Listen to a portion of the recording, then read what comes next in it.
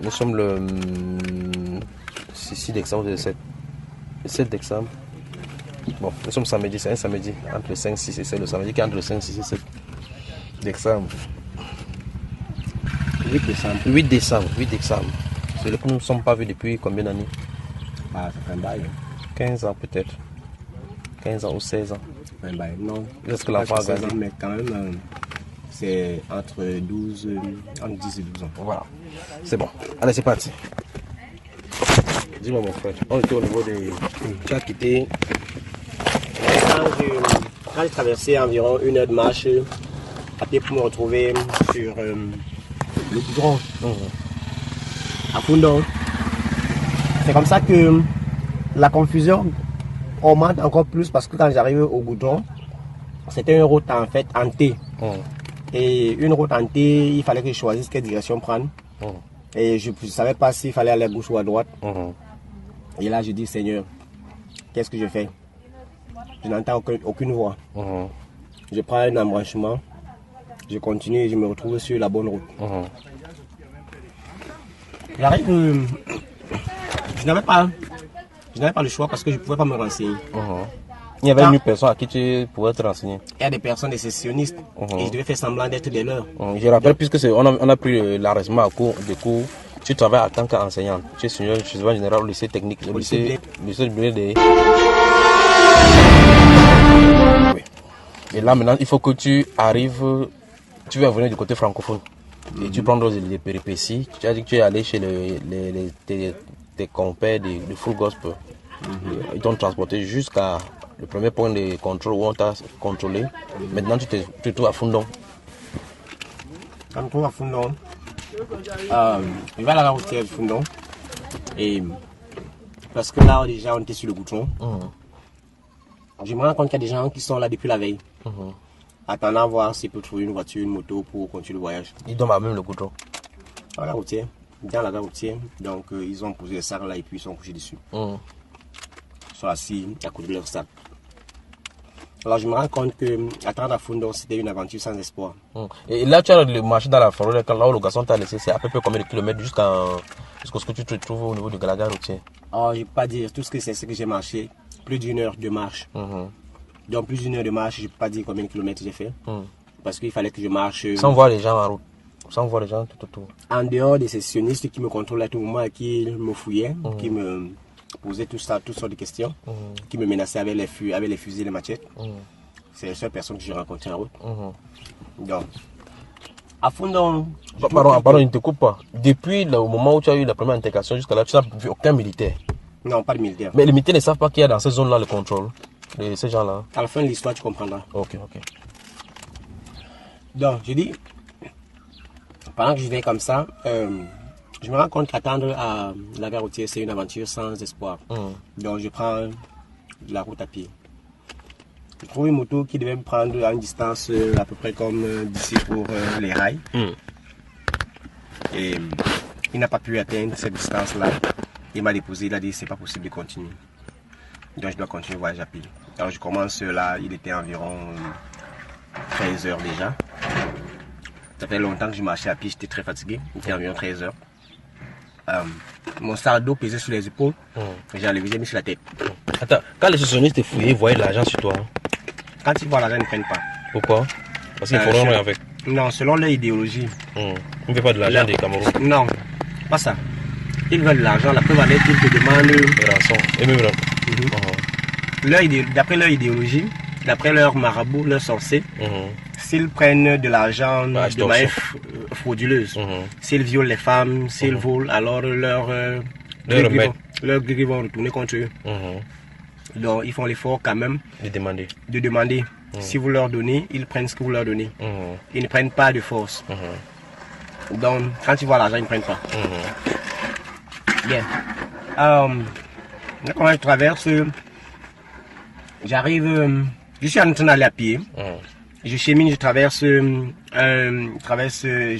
Fundong, j'arrive à Ndinicom. Je traverse Ndinicom et je trouve une maman qui subitement était en route et puis elle voulait voyager. Il n'y a pas moyen de voyager, donc elle devait cheminer à pied avec moi. Quand j'avançais, elle me suit Et puis, je suis obligé de ralentir pour marcher avec elle. Et alors là, on était qu'à deux en route. On était environ 13h30 sous un soleil ardent.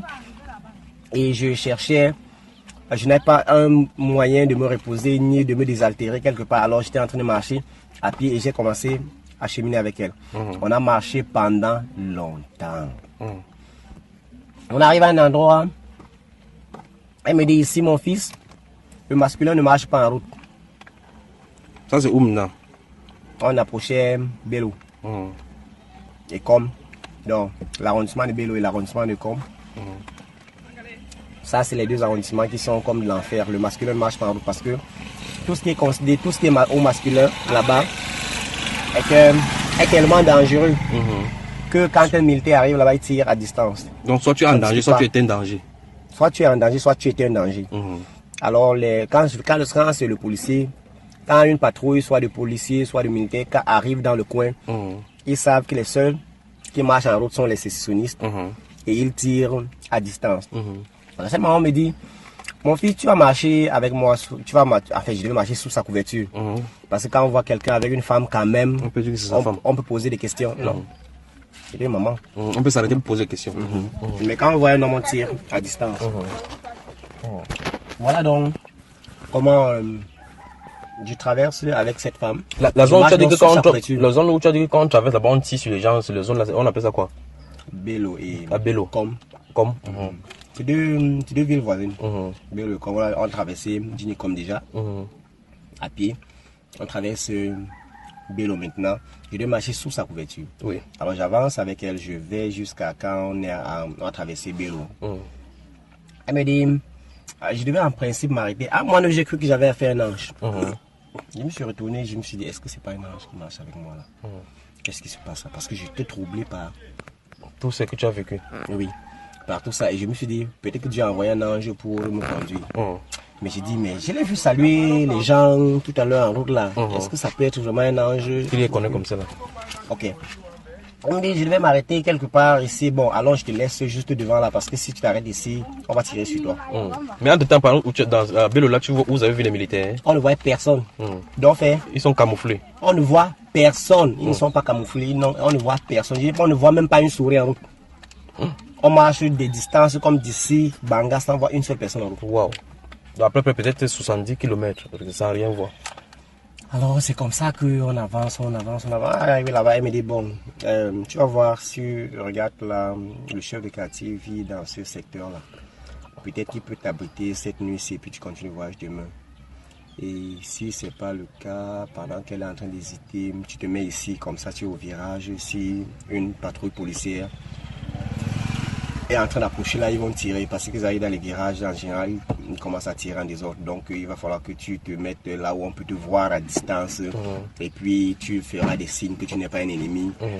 Pendant qu'elle arrive me dit ça, il y a un monsieur qui revient les doigts là, qui nous a suivis à distance, qui nous a vu passer. Avec la voiture? Non. Lui aussi à pied? Il était à pied. Oui. Et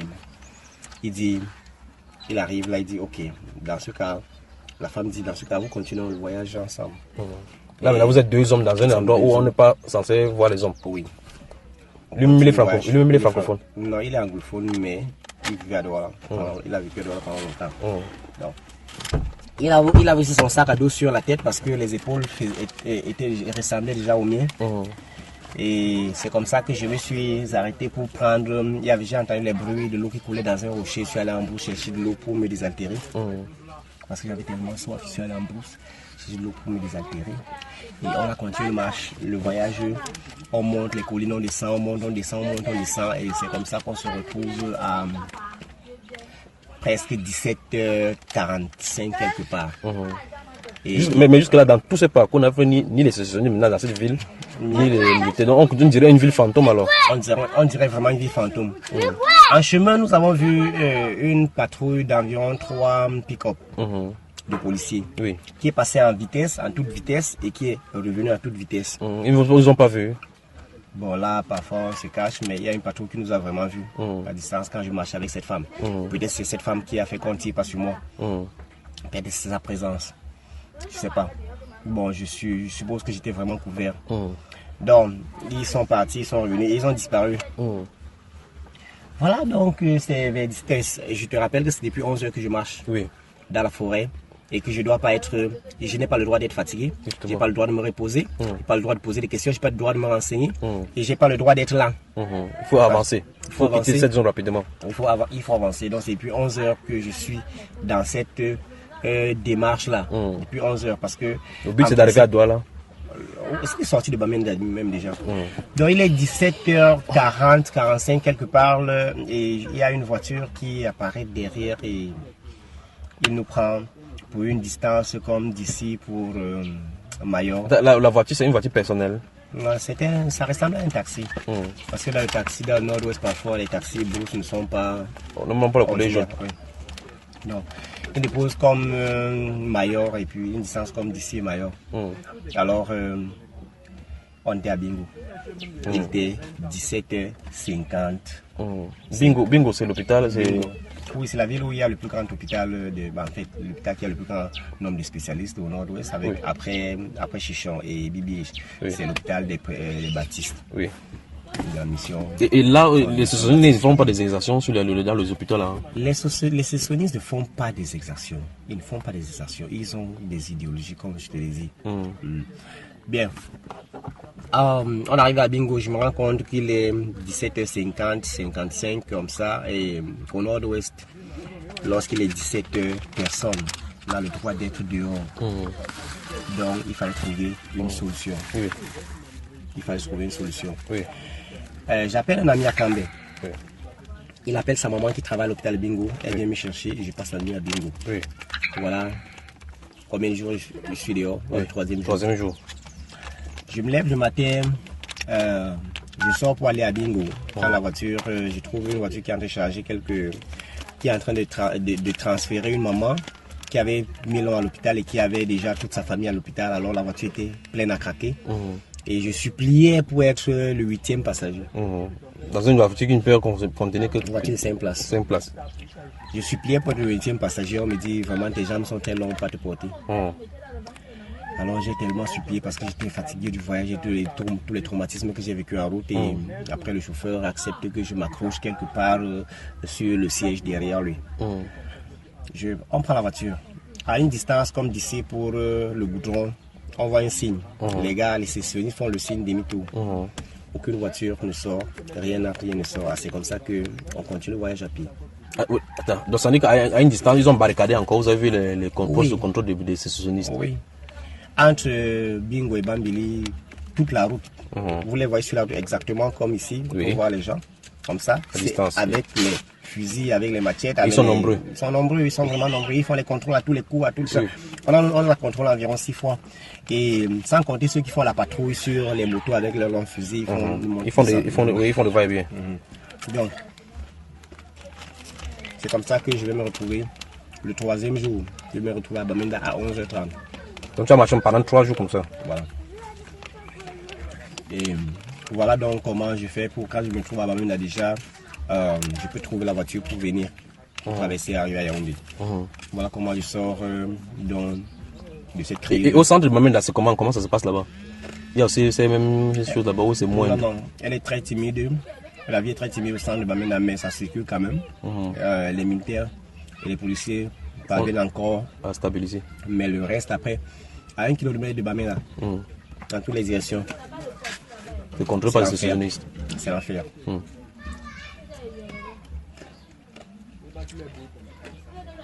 Là, enfin, dans le 3e jour, tu te trouves à Bamenda, tu vas à l'agence de voyage pour prendre le véhicule pour...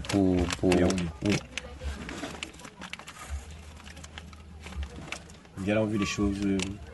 Tu as vu les cadavres? Est-ce que dans ta marche depuis Kambé jusqu'à Bamenda, par exemple en Djili comme par Bello et autres, comme tu as dit, tu as vu les cadavres en route? Tu as vu des... Les cadavres ne sont pas en route, mais vous allez apprendre ici, on a tué combien de...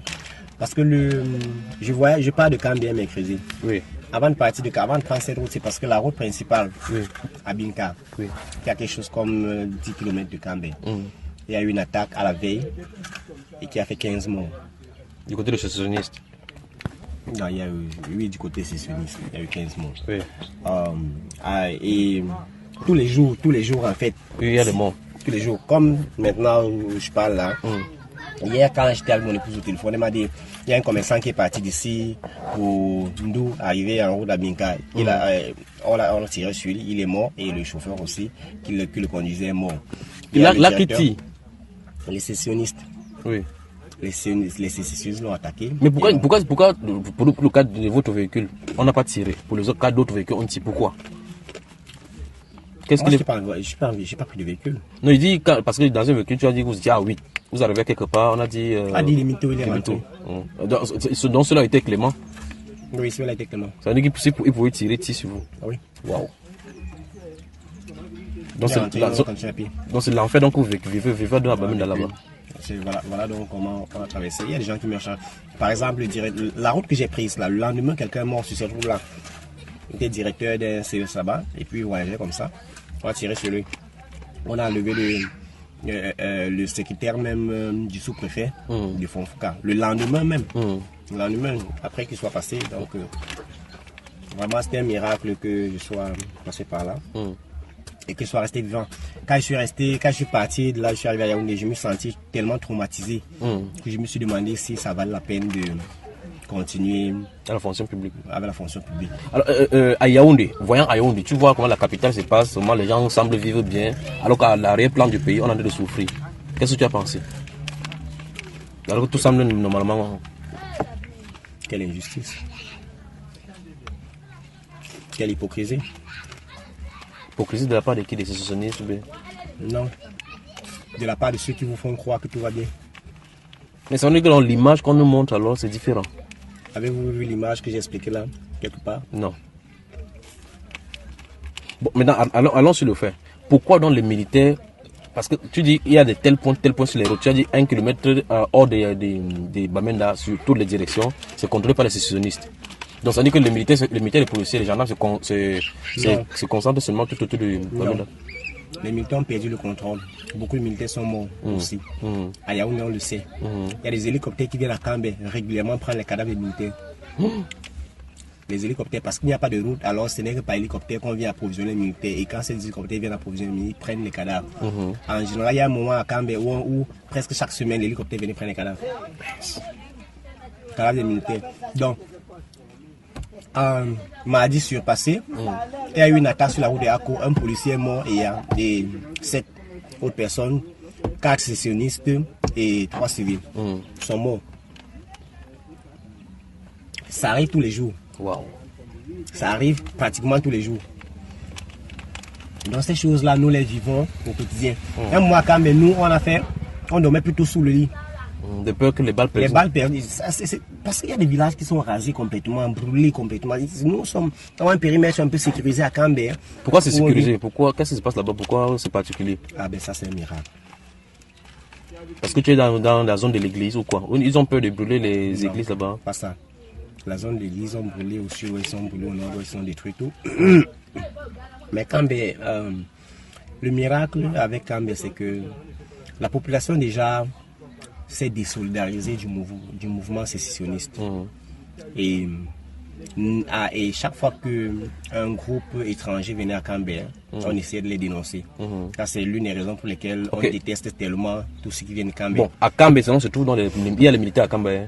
La deuxième raison, c'est que le camp militaire de Cambé n'a pas encore été attaqué comparativement aux autres camps militaires qui ont été délogés complètement. Donc on a vidé les camps militaires. Il y a les camps militaires qui ont été délogés. Il y a les contrôles de police qui ont été délogés. Tous les contrôles routiers ont été délogés. Les contrôles, les gendarmeries, les polices. Dans Ndou, par exemple, la gendarmerie, la police, ils peuvent dans le commissariat et là-bas. Dans les commissariats, ils ont fui le commissariat. Ils ont pris les commissariats, ils ont pris des commissariats, ils ont pris des postes de gendarmerie. Tuer les gendarmes. Ils ont pris. Oui, il y a des gendarmes, il y a beaucoup de gendarmes qui sont morts. Il y a bien beaucoup.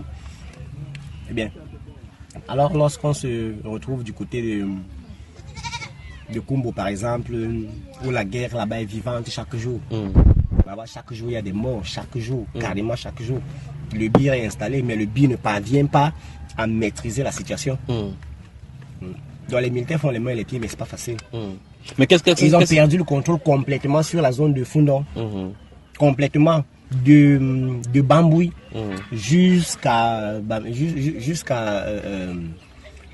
Misségi. les militaires ont perdu le contrôle. Ils sont déboussolés. Ils ne peuvent pas savoir, ils ne savent pas quoi faire. Bon, je sais pas quoi dire. Mais dans ce cas, si le militaire peut le contrôle et que tu arrives à Yaoundé, tu vois que c'est l'hypocrisie que le gouvernement camerounais fait. Est-ce que dans le rapport, peut-être les gens de l'armée qui sont sur le terrain, qui donnent peut-être au chef de l'État, est-ce que c'est le bon rapport? Parce que peut-être on peut certainement peut-être dire au chef de l'État que la situation est sous contrôle.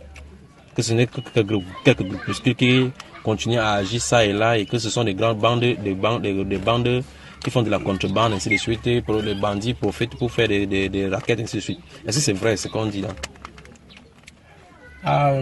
D'une part, je vais dire que le chef de l'État ne peut pas être au courant de la vérité. Pourquoi? Parce que, premièrement, il y a des gens assis à Yaoundé qui s'enrichissent de cette guerre.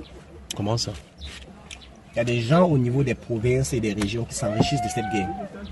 Un exemple simple.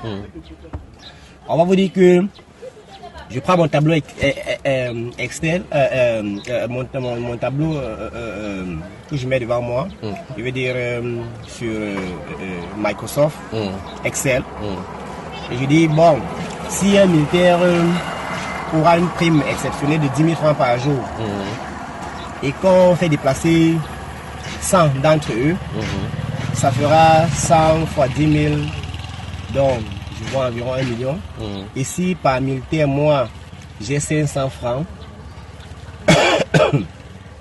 par jour, ça me fera tel montant. Alors, il faudrait que cette guerre se continue le plus longtemps possible. Comme ça, je vais avoir 500 fois... le nombre de militaires, le nombre de jours, ça fait dur. Et puis, il y a des gens qui s'enrichissent de cela. Il y a des gens qui entretiennent cette guerre-là, qui font l'effort que ça ne s'arrête pas. Et il y a beaucoup de gens, il y a beaucoup de groupes là-dedans. Maintenant, nous avons d'autres groupes qui ne sont pas des sécessionnistes à proprement parler, qui sont des ravisseurs, qui sont des coupeurs de route, qui sont des bandits. Qui ont leur territoire propre aussi. Non, ils n'ont pas leur territoire propre. Ils s'infiltrent dans la population. Ils font semblant d'être ceux-là. Mais leur façon d'agir, ils recherchent de l'argent, ils recherchent... Ils ciblent les gens qui ont de l'argent pour faire le kidnapping. Ce sont eux qui font le kidnapping alors ou comment? Ils font beaucoup de ces choses-là, sont faites pas vraiment par les sécessionnistes. C'est vrai que les sécessionnistes aussi le font. Mais maintenant, sous la couverture de la sécession, tout le monde se mélange et puis les coupeurs de route, les bandits... Autrement dit, donc les bandits là, c'est profitent de la situation aussi pour jouer leur dernier carte. Bien. Sur le terrain maintenant, au départ, cette histoire s'est empirée parce que les militaires eux-mêmes, certains militaires eux-mêmes étaient la cause des révoltes dans certains coins. Nous avons simplement compris pourquoi. Parce que lorsqu'une zone est mise en état d'urgence, quand elle est mise en état d'urgence, il y a un budget qui est alloué pour la gestion de la crise. Il y a beaucoup de militaires déplacés, beaucoup d'argent qui entre. Alors le commandant de la compagnie a un budget à gérer, un budget extraordinaire à gérer qu'il n'aurait pas géré si la zone était en paix. Ce qui fait qu'il y a des moments où les militaires eux-mêmes ont créé une situation pour que la population se révolte et qu'on mette la ville en état d'urgence. Bon, disons pas l'état, en couvre-feu. Voilà, je parle du couvre-feu, pas l'état d'urgence, parce qu'on n'a aucune ville en état d'urgence pour le moment. Mais c'est le couvre-feu. Donc c'était pour gérer les budgets et tout ça, les chefs militaires. Donc ça veut dire que tu dis la situation perdue comme ça parce qu'il y a les chefs de militaires assez tapés dans l'ombre qui se sucrent de la situation. Les chefs militaires qui souhaitent que ça ne s'arrête pas. Oui. Les chefs militaires qui en même temps, les soldats, les enfants des gens qui sont tués tous les jours, les civils, ainsi de suite. Il y a les directeurs dans les grands bureaux à Yaoundé qui soutiennent cette affaire-ci. Et bon, ils n'ont peut-être pas cru, ils n'ont peut-être pas imaginé que ça aille jusqu'à ce niveau-ci. Et beaucoup d'entre eux sont en train de faire, maintenant, sont dépassés par les événements. Mais il faut regarder, à la base, ils étaient à la base de tout ça. Bon, maintenant, les sécessionnistes à quel niveau? Le niveau où ils se trouvent, est-ce qu'ils sont prêts à capituler? Parce que dernièrement, le chef de l'État, lors de son discours de serment, a appelé les sécessionnistes à déposer les armes et à trouver le droit chemin. Qu'ils ne cèdent pas aux gens qui essaient de détourner. Il n'y a pas d'issue dans ces chemins-là que les gens ne les prennent. Ils sont prêts. Ceux qui sont prêts à déposer les armes, ils vont être reconvertis. En effet, quelle est la réponse des sécessionnistes là-bas? Comment ils ont accueilli cela? Je vais juger la réponse d'un individu par les actes qu'il pose.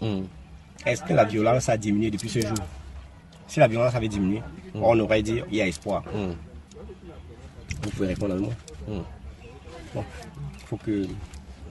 Mais maintenant, dans la zone, y a-t-il des scènes marquables que tu as eu été témoin? Comme puisque tu es procès, il faut que je te laisse. Y a-t-il des scènes marquables, des choses que tu as remarqué que ça c'est terrible, humainement parlant, c'est pas normal.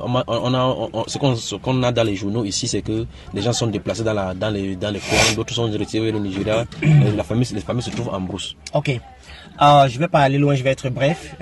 Imaginez-vous une situation où tous les sécessionnistes et la plupart, je vais dire bon, pas tous, mais la plupart de ceux que j'ai rencontrés en route, c'était des garçons. Je n'ai pas dit des hommes, j'ai dit des garçons. C'était des enfants de 14 ans à 25 ans. Donc vous imaginez, ce sont nos anciens élèves, ce sont les élèves de l'école primaire, du secondaire, qui sont en route, qui sont convertis en rebelles. Ici, nous pouvons noter que dans presque tous ces villages, les filles à partir de 14 ans sont tous enceintes. Nous allons voir les garçons à partir de 14 ans sont tous drogués. Mais nous, quelle génération est-ce que nous formons? On n'a pas besoin d'aller trop loin pour chercher. Ça va, les gens sont déplacés, les gens sont ceci, les gens sont cela. Mais sur le terrain, ce que nous voyons, c'est autre chose.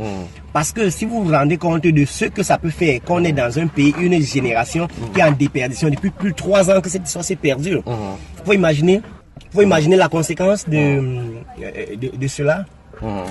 Les faits marquants, je crois que j'ai pas besoin de chercher. Pas besoin de chercher, ne serait-ce que cela. Et le traumatisme que les populations vivent. Est-ce que le gouvernement... Je vais vous donner un indice. Quand je quittais Cambé, le paquet de sucre que vous achetez à 700 francs ici coûtait 1400. Donc pratiquement le double du prix. Le litre de pétrole lampant, qui coûte 350 francs ici, coûtait carrément 1200. Wow. Donc, et il faut comment pour vous approvisionner là-bas malgré les... Mais c'est la raison pour laquelle ça coûte ce montant-là. Parce que nous ne pouvons pas vraiment dire comment les gens font pour s'approvisionner. Je suis ici et j'ai envie d'acheter quelques petites choses pour voyager. Et j'ai le souci, j'ai le stress de la route que je vais prendre. Et ta famille se trouve là-bas? Ma famille s'y trouve. Je dois repartir. Tu vas reprendre le même parcours. Je dois repartir, je ne sais pas par quelle route, parce que je suis terrifié lorsque je pense qu'il faut que je reparte.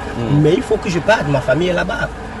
Ma famille est là-bas et je ne peux pas prendre le risque de faire cette route-là avec une femme et des enfants, alors que cette route était assez risquée. Si je suis sorti vivant, je suis sorti vivant par un miracle. Donc je ne peux pas repartir. Ce qui fait que je réfléchis et voir est-ce que je peux repartir, aujourd'hui, est-ce que je pourrai repartir demain. Par exemple, il y a cela 2 jours, il y a eu la panique et la demande totale à Cambé. À Cambé qui se disait un peu sécurisé là, au point où les gens pas peur.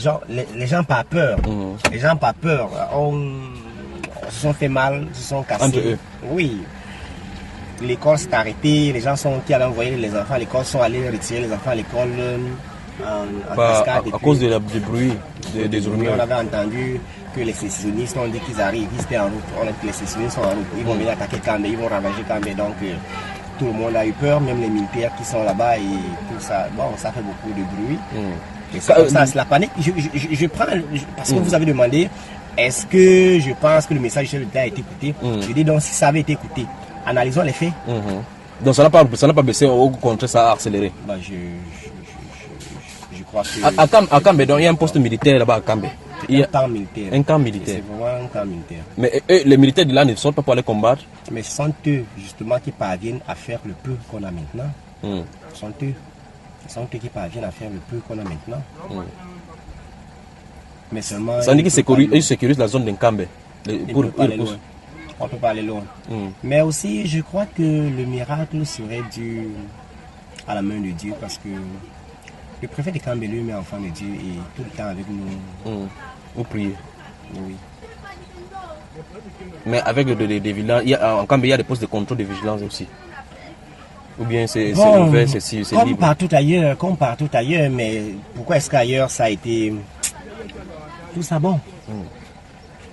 On va dire que nous sommes vivants et puis je crois que après être passé par la vallée de l'homme de la mort, Je peux dire aujourd'hui, l'Éternel est mon berger, je ne manquerai de rien. Je peux dire aujourd'hui, même lorsque je passe par la vallée de la mort, je ne crains rien. Supposons maintenant que le chef de l'État par hasard a écouté ceci. Qu'est-ce que tu dirais au chef de l'État en tant que vivant les situations qui se trouvent à Bamenda? Il est clair que on ne peut pas faire les journées sans casser les yeux. Mais je crois qu'il faut comprendre ce qui énerve un enfant. Un enfant, dans son immaturité, peut s'énerver et porter le téléviseur cassé, porter tout et gâter. Et après, il va regretter de tout ce qu'il a fait. Mais au départ, on l'a poussé à bout. Au départ, on l'a poussé à bout. Ce qui est important n'est pas de voir le crime que tel a commis ou que tel autre a commis, les exactions commises par les militaires ou bien par les sécessionnistes, c'est pas ça qui est important.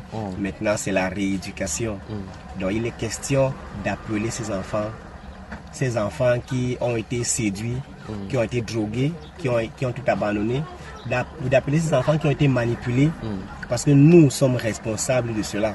Si nous les avions protégés dans un bon système éducatif, si nous les avions protégés dans un bon système économique, si nous avons bien protégés dans un bon système de gestion des affaires publiques, si nous les avions bien protégés, alors ils n'auraient pas séduit. Ils n'auraient pas été séduits si facilement. Bon, malheureusement, nous sommes arrivés là, mais il n'y a pas de chemin sans retour, donc tout est possible. Voilà la situation. On sent la mentalité de ces gens-là. Si le dialogue pouvait prévaloir, il serait question de faire table rase du passé et d'appeler les gens autour de la table. Donc ça dit que la solution militaire ne marchera pas.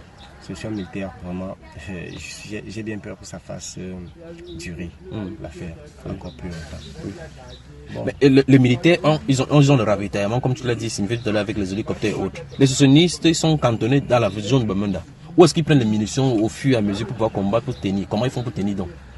Bon, d'une part, les munitions qu'ils ont, les fusils de chasse sont alimentés par des munitions, c'est des fusils de fabrication traditionnelle artisanale. Ils ont cela, donc ils peuvent faire des choses de fabrication traditionnelle artisanale. Bien, il y a ça d'abord. Deuxièmement, lorsqu'ils parviennent à renverser un contrôle, une barrière policière ou militaire, les militaires s'enfuient en laissant les armes. Le reste des suivants s'enfuient en laissant les armes, donc ils ont les armes des militaires aussi qu'ils utilisent. Et troisièmement, il se pourrait qu'il y ait des ravitaillements, je ne sais pas trop comment, mais il se pourrait quand même qu'il y ait quelque chose qui parvient à arriver à ces gens-là de manière, je ne sais pas qui est derrière ça. Et c'est à l'intérieur du pays ou c'est à l'extérieur? Ça, de deux côtés. Il y a beaucoup de gens qui sont morts et on s'est rendu compte que la balle qui les a tués venait de l'armée camerounaise. Comment ça? Mais on reconnaît la balle qui a... Quand on l'a amené à l'hôpital, on examine, on enlève la balle, on se rend compte que ça porte... Oui. L'adresse de l'armée camerounaise, vous comprenez ce que je veux dire? Oui. Et dans ce cas, puisque les sécessionnistes, justement, comme tu as dit, confisquent les armes ou bien ramassent les armes des militaires qui sont en demandant ou bien les militaires qui ont été tués. Si tu tues ces armes-là, on dirait que c'est toujours les armées camerounaises, puisque c'est leurs balles. Ah bon, de toutes les façons, je ne sais pas combien de balles ils utilisent, mais ce qui est sûr, c'est que s'il y a eu un jour, il y a eu un affrontement à Djakiri, au point où les militaires sont allés en panne de munitions. Mais vous pouvez imaginer combien de balles ils ont tiré pour être en panne de munitions? Waouh. Les militaires, ça c'est dans les bases. Les militaires ont eu une panne de munitions et l'hélicoptère est venu les ravitailler le lendemain. Vous pouvez imaginer combien de balles ont été tirées? Donc c'est pour vous dire que c'est pas une affaire d'une balle, deux balles, trois balles. Est-ce que les sécessionnistes sont prêts à abandonner leur cause? Parce que tout à l'heure tu parlais d'idéologie, mais là savoir quelle idéologie qu'ils poursuivent, qu'est-ce qu'ils veulent au juste? Ils veulent la justice. Ils veulent... Parce que vous vous rendez compte... Lorsqu'on a été frustré pendant longtemps, à un moment donné, on dit trop, c'est trop. Maintenant, je veux être indépendant. Maintenant, je ne veux plus rien entendre. Maintenant, là, je veux, soit je meurs ou je vis. Et maintenant, bon, leur idéologie parle de la sécession. Ils disent qu'ils veulent leur pays. Ils veulent, mais nous tous, nous savons que le problème, c'était un problème de décentralisation qui n'a pas marché. Et on a attendu... 20 combien d'années, je ne sais pas trop. Ça fait environ 22 ans qu'on attend la décentralisation. Et la décentralisation n'étant jamais arrivée, alors on a des promesses et des promesses qui ne sont jamais arrivées. Mais ce que les gens vivent sur le terrain chaque jour, c'est l'ANAC, c'est les tracassements, les tracasseries policières, c'est les taxes, la corruption, ainsi de la suite. corruption. Et quand quelqu'un essaie de se démarquer, alors le dossier qui est propre ne passe pas. On vous demande, mais vous pensez que nous mangeons ça? Et puis il faut monnayer alors qu'on n'en a même déjà pas. Et tout cela, ça fatigue les gens. Et puis à un moment donné, ils disent non, nous voulons notre propre gouvernement.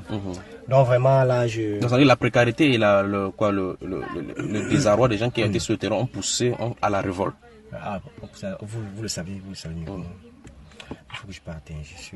Je devais voir ce monsieur-ci avant. Voilà. Il est à 13. Donc, on conclut que le chef de l'État doit regarder ça de plus près. Il faut qu'il se rapproche des populations. Il faut qu'il sache. Faisons un scénario. Si le chef d'État dit qu'il veut descendre à Bamenda pour voir les rapports, les remplacer dans une table ronde, que ça se passe à Bamenda. Pensez-vous que le problème c'est parce qu'il ne les a pas appelés à Bamenda? Voir les anglophones même qui sont ici à Douala et à Yaoundé. Déjà, commençons par eux. Formons des comités, formons des comités, formons des gens. On n'a pas besoin de parler avec toute la population, on a besoin des représentants du peuple. Alors que les anglophones eux-mêmes désignent leurs représentants et qu'on dialogue plutôt avec leurs représentants désignés par eux et non pas par ceux qui se proclament leaders élites. Nous savons comment comment les gens deviennent élites. Laissons que la population désigne. Tout le monde sait comment les élections se passent souvent dans certaines mairies. Tout le monde sait comment les conseils municipaux, tout le monde sait d'où ils viennent et comment ça se passe. Et tout le reste, nous savons qu'ils ne rendent pas compte la population. Mais laissez que la population eux-mêmes désigne. Ceux qui sont les laissés pour compte. Alors en ce moment-là, en formant des petites commissions comme ça, on pourrait arriver à avoir un noyau qui représente la pensée du peuple. Et en dialoguant avec ceux-là, on peut avoir une petite représentativité. Malgré qu'on est déjà à un niveau où ça peut être aussi facile que ça. Parce que, en effet, plus la gangrène perdure, plus le cancer devient difficile à soigner. Voilà, merci. Et beaucoup de courage. Nous prions pour tous ceux qui sont dans cette zone-là, que le Seigneur les protège, veille sur eux et que ceux qui sont de nos frères qui sont en brousse. Mais ça m'étonne quand même de la part des décisionnistes. Ils disent qu'ils ne veulent pas de la République Cameroun, mais l'argent qu'ils utilisent, c'est l'argent des défenses CFA. Bon. Ça, il y a beaucoup de choses là-dedans qu'il faut voir. Il y a beaucoup de choses. Beaucoup de paramètres. Ils ont leur monnaie, ils ont leur étiquette, ils ont leur drapeau, ils ont les monnaies qu'ils utilisent là-bas. Non, c'est pas, ils n'utilisent pas encore. Ils ont préparé toutes ces choses-là depuis 2 ans déjà. Ils attendent d'avoir un territoire qu'ils contrôlent véritablement pour commencer à fonctionner. Donc pour le moment, ils profitent des retombées de la République et tout le reste là, mais en réalité, vous aurez compris avec moi depuis que le problème n'était pas la sécession, mais seulement ça a été récupéré, ça a juste été récupéré. Et aujourd'hui, ça veut dire que si le gouvernement avait résolu le problème très tôt, on ne serait pas arrivé à la sécession. On savait même pas, ils n'auraient jamais demandé la sécession. C'était un problème de décentralisation tout simplement, qui était bon. En effet, c'est vrai que la gouvernance, la malgouvernance et tout le reste, la corruption, et ça peut engendrer beaucoup de choses. Et puis. Allô, ma soeur.